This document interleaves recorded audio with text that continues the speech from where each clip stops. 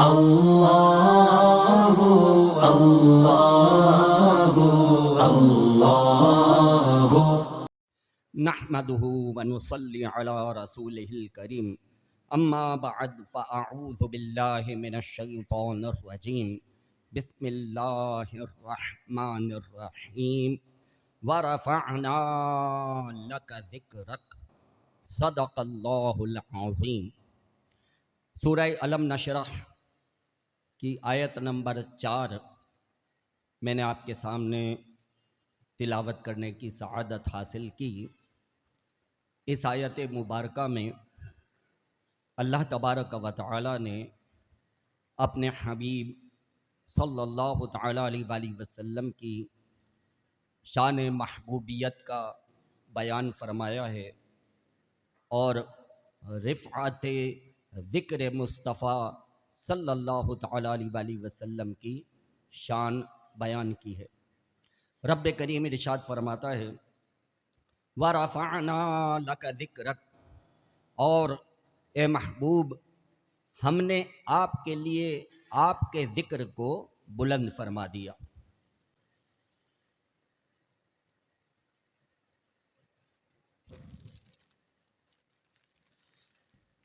فرمایا وَرَفَعْنَا لَكَ ذِكْرَكَ، اور اے محبوب ہم نے آپ کے لیے آپ کے ذکر کو بلند فرما دیا۔ وجہ کیا تھی؟ وجہ یہ تھی کہ حضور نبی کریم صلی اللہ تعالی علیہ وآلہ وسلم نے جب اعلان نبوت فرمایا اور مکہ مکرمہ کے لوگ جوق در جوق آپ صلی اللہ تعالی علیہ وآلہ وسلم کے حلقہ بگوش ہونے لگے، دین اسلام کی روشنی آہستہ آہستہ پھیلنے لگی اور پیارے آقا صلی اللہ تعالی علیہ وآلہ وسلم کے چرچے پورے مکہ مکرمہ میں ہونے لگے۔ تو اب یہ کفار مکہ اور مشرکین یہ کیا کرتے تھے؟ یہ کرتے تھے کہ جو بھی مکہ مکرمہ میں پیارے آقا صلی اللہ تعالی علیہ وآلہ وسلم کا نام لیتا تھا تو یہ اس پر ظلم و ستم کرتے تھے، اس کو مارتے پیٹتے تھے اور بہت زیادہ تشدد جو ہے وہ کیا کرتے تھے۔ اور جب پیارے آقا صلی اللہ تعالی علیہ وآلہ وسلم کو اس بات کی خبر ملی کہ آپ صلی اللہ علیہ وآلہ وسلم کا نام نامی اسم گرامی لینے کی وجہ سے مسلمانوں کو مارا اور پیٹا جاتا ہے، تو آپ صلی اللہ تعالی علیہ وآلہ وسلم کے قلب انور کو بڑی تکلیف پہنچی اور آپ دکھی ہو گئے، غمگین ہو گئے۔ تو رب کریم نے اپنے حبیب صلی اللہ تعالی علیہ وآلہ وسلم کے اس غم کو دور کرنے کے لیے تسلی عطا فرمائی کہ اے حبیب آپ غم نہ کریں، آپ کے ذکر کو کوئی مٹا نہیں سکے گا، آپ کے ذکر کو کوئی دبا نہیں سکے گا۔ وَرَفَعْنَا لَكَ ذِكْرَكَ، جب ہم نے آپ کے لیے آپ کے ذکر کو بلند کیا ہے تو پھر کس میں مجال ہے کہ آپ کے ذکر کو ختم کر دے؟ تو آپ رنجیدہ نہ ہوں۔ وَرَفَعْنَا لَكَ ذِكْرَكَ، اور اے حبیب ہم نے آپ کے لیے آپ کے ذکر کو بلند کر دیا۔ سرکار اعلیٰ حضرت علیہ رحمہ فرماتے وَرَفَعْنَا لَكَ ذِكْرَكَ کا ہے تاج تیرے سر پر یا رسول اللہ، وَرَفَعْنَا لَكَ ذِكْرَكَ کا ہے تاج تیرے سر پر، اونچی ہے سرکار تیری، بول ہے بالا تیرا، مٹ گئے مٹتے ہیں مٹ جائیں گے آدھا تیرے، نہ مٹا ہے نہ مٹے گا کبھی چرچا تیرا۔ تو رب کریم نے اپنے حبیب صلی اللہ تعالی علیہ وآلہ وسلم کے ذکر مبارک کو یہ رفعت عطا فرمائی۔ جب یہ آیت مبارکہ نازل ہوئی وَرَفَعْنَا لَكَ ذِكْرَكَ، تو پیارے آقا صلی اللہ تعالی علیہ وآلہ وسلم نے جبریل امین علیہ السلام سے ارشاد فرمایا یا جبریل فسر هذه الآیہ، اے جبریل یہ جو آیت تم لے کے آئے ہو اس کی تفسیر بیان کرو، اس کی تشریح بیان کرو۔ اب تھوڑی دیر کے لیے یہاں رک کر ایک بات سماعت فرما لیں کہ حضور نبی کریم صلی اللہ تعالیٰ علیہ وآلہ وسلم نے جبریل کو ہی کیوں کہا کہ اے جبریل تم اس آیت کی تفسیر کر دو؟ آپ صلی اللہ علیہ وآلہ وسلم خود ہی اس کے معنی بیان کر دیتے. آقا دو جہاں صلی اللہ علیہ وآلہ وسلم خود ہی اس کی تشریح اور تفسیر جو ہے وہ صحابہ کرام کو بتا دیتے، لیکن نہیں، پیارے آقا صلی اللہ علیہ وآلہ وسلم نے پہلے خود اس کی تشریح نہیں فرمائی بلکہ جبریل سے کہا کہ اے جبریل تم اس آیت کی تفسیر کر کے بتاؤ کہ اس کی تفسیر کیا ہے. تو وجہ یہ ہے کہ آپ صلی اللہ علیہ وآلہ وسلم اگر خود ہی اس آیت مبارکہ کی تفسیر کر دیتے تو کفار و مشرکین و منافقین آپ صلی اللہ تعالیٰ علیہ وآلہ وسلم پر یہ الزام و بہتان لگا دیتے کہ دیکھو بھائی اپنے منہ سے ہی اپنی تعریف کر رہے ہیں، اپنے منہ سے ہی خود اپنی تعریف کر رہے ہیں. تو اس لیے پیارے آقا صلی اللہ علیہ وآلہ وسلم نے پہلے خود اس کی تفسیر نہیں کی بلکہ جبریل سے کہا یا جبریل فسر هذه الآیہ، اے جبریل اس آیت کی تفسیر کرو.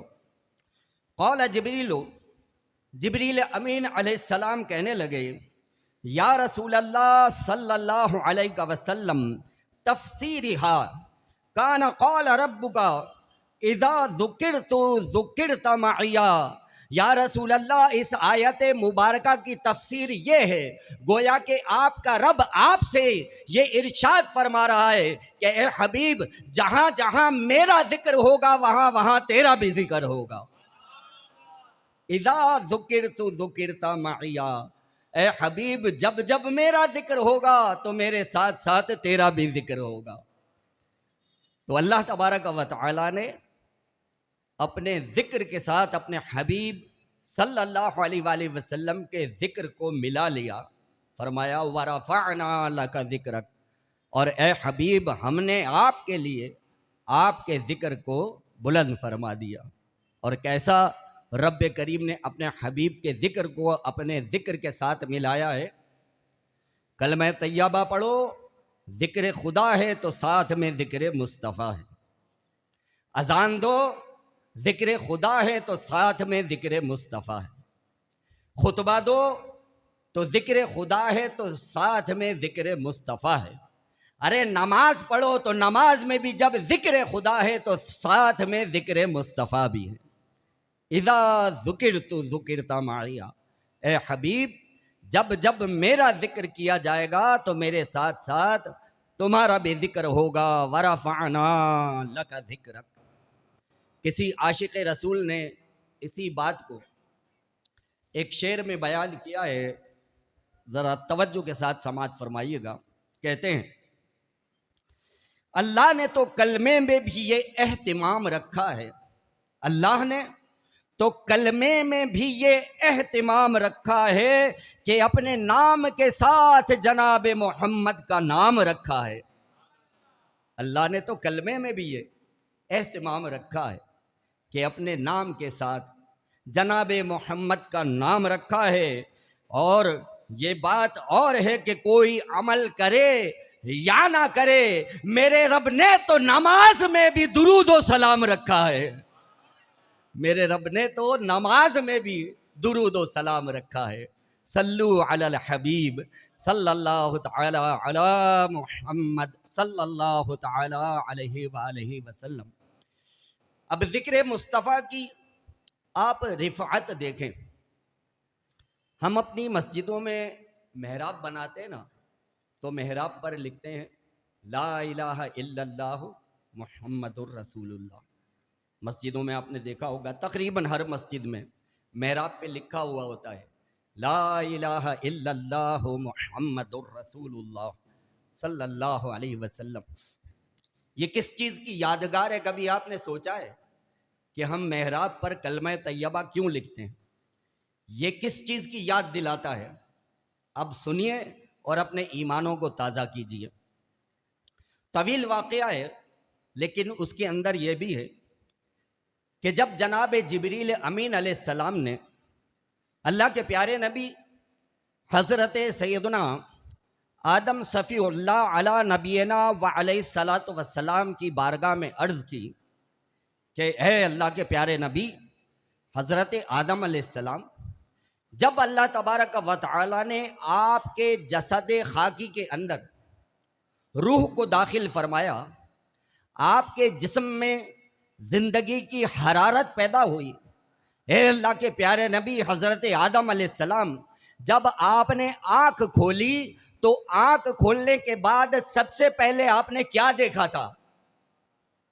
اے اللہ کے پیارے نبی حضرت آدم علیہ السلام، جب آپ نے آنکھ کھولی تو آنکھ کھولنے کے بعد آپ کی نظر سب سے پہلے کس چیز پر پڑی؟ آپ نے کیا دیکھا تھا؟ حضرت آدم علیہ السلام کہتے ہیں کہ اے جبریل، جب رب کریم نے میرے جسد خاکی میں روح پھونکی، میرے اندر زندگی کے آثار نمودار ہوئے، میری آنکھیں کھلی، میں نے آنکھ کھول کر دیکھا تو عرش الہی کی سب سے اونچی محراب پر یہ لکھا ہوا تھا، لا الہ الا اللہ محمد الرسول اللہ۔ عرش الہی کی جو سب سے اونچی محراب ہے اس پر لکھا تھا، لا الہ الا اللہ محمد الرسول اللہ ورفعنا لک ذکرک۔ اور اے حبیب، ہم نے آپ کے لیے آپ کے ذکر کو بلند فرما دیا۔ کیسا بلند فرمایا کہ عرش الہی کے سب سے اونچی محراب پہ بھی اپنے نام کے ساتھ اپنے رب کریم نے اپنے حبیب کا نام تحریر فرما دیا ہے۔ یہ جو ہم اپنی محرابوں پر لکھتے ہیں، یہ اس لکھے ہوئے کی یادگار ہے جو آج ہم اپنی مسجدوں میں محرابوں پر کلمہ طیبہ لکھتے ہیں۔ تو حضور نبی کریم صلی اللہ تعالیٰ علیہ وآلہ وسلم، ان کا ذکر مبارک اللہ تبارک و تعالیٰ کو بہت محبوب ہے، اور خود خالق کائنات نے اپنے حبیب صلی اللہ علیہ وآلہ وسلم کے ذکر مبارک کو شان رفاعت عطا فرمائی۔ فقہ حنفی کا ایک اساسی قاعدہ ہے، وہ سماعت فرما لیجیے۔ فقہ حنفی کا یہ اساسی قاعدہ ہے، اذا ثبت الاصل ثبت الفرع۔ لکھا گیا ہے کہ اگر کسی چیز کی اصل ثابت ہو جائے تو اس کی شاخ بھی ثابت ہو جاتی ہے۔ بات تھوڑی مشکل ہے، اس کو میں آسان کر کے بیان کرتا ہوں۔ فقہ حنفی کے بنیادی اساسی قواعد میں سے یہ قاعدہ ہے، اذا ثبت الاصل ثبت الفرع۔ اگر کسی چیز کی اصل ثابت ہو جائے تو اس کی شاخ بھی ثابت ہو جاتی ہے۔ تو ذکر مصطفیٰ جو ہے نا، یہ اصل ہے۔ بات آ رہی ہے سمجھ میں؟ ذکر مصطفیٰ یہ اصل ہے، اور اس کا ثبوت جو ہے وہ یہ آیت ہے، وَرَفَعْنَا لَكَ ذِكْرَكَ۔ اور اے حبیب، ہم نے آپ کے لیے آپ کے ذکر کو بلند کر دیا۔ تو ذکر مصطفیٰ جو ہے یہ اصل ہے، اور اس کی شاخیں کیا ہیں؟ درود و سلام اس کی شاخ ہے، صلاۃ و سلام اس کی شاخ ہے، نعت خوانی کی محفل جو ہے وہ اس کی شاخ ہے، نبی کریم صلی اللہ تعالیٰ علیہ وآلہ وسلم کی سیرت کا بیان یہ اس کی شاخ ہے، اور میلاد النبی صلی اللہ علیہ وآلہ وسلم اس کی شاخ ہے۔ اصل جو ہے وہ ذکر مصطفیٰ ہے، اصل ذکر مصطفیٰ ہے۔ یہ سب جو ہیں وہ اس ذکر مبارک کی شاخیں ہیں۔ تو میلاد النبی صلی اللہ علیہ وآلہ وسلم در اصل ذکر مصطفیٰ ہے، ٹھیک ہے؟ میلاد النبی صلی اللہ علیہ وآلہ وسلم در اصل ذکر مصطفیٰ ہے، اور ذکر مصطفیٰ کی رفعت میں رب کریم ارشاد فرماتا ہے، وَرَفَعْنَا لَكَ ذِكْرَكَ۔ اور اے حبیب، ہم نے آپ کے لیے آپ کے ذکر کو بلند فرما دیا۔ اگر آپ کو یہ ویڈیو پسند آئی ہو تو اس ویڈیو کو لائک کریں، کامنٹس کریں، شیئر کریں، اور میرے اس چینل کو سبسکرائب کریں۔ جزاک اللہ خیرہ۔